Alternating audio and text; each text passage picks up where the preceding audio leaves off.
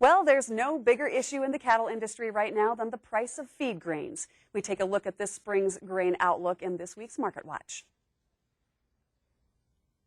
Market Watch, brought to you by Fort Dodge Animal Health. So you're both on now. Joining us to discuss the spring grain outlook is Chad Spearman, grain markets analyst with CattleFax. Welcome, Chad. Thank you, Susie. Glad to be here. Well, it's great to have you. Chad, last year we saw near record corn acres planted, and that took some of the steam out of corn prices. But things don't look quite so positive this year, do they? Not quite so, Susie. The situation this year has intensified. 7 out of the past 8 years, global consumption of corn has exceeded production 7 out of 8 times. And world corn stocks to use are expected to fall to the lowest level since the early 1970s. At the same time, world wheat stocks are expected to fall to record lows, and soybean stocks, which were sufficient just 1 year ago, are expected to decline sharply. As a result of that, corn acreage is expected to decline 4 to 5 million acres in the U.S. this year, while corn and soybean acreage increases significantly. So you're saying we shouldn't look for any relief on corn prices?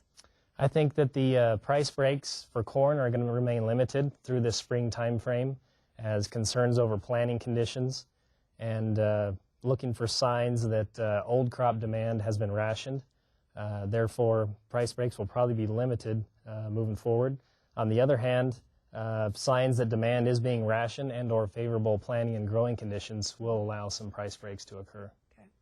You know, we hear a lot about ethanol production driving up grain prices. What are some of the other factors? Some of the other major factors include inflationary concerns, rising energy prices. Again, as we spoke about before, very tight stocks levels of grains around the world. And lastly, very strong demand for a diminishing land base for which to grow crops on. Looking north of the border, Canada has had a real shortage of feed grain recently. Do you see that getting any better? Well, of course, the high prices that we've seen this year and end of last year are going to favor increased production. But again, the demand patterns as well as growing conditions are going to determine how quickly that situation can be resolved.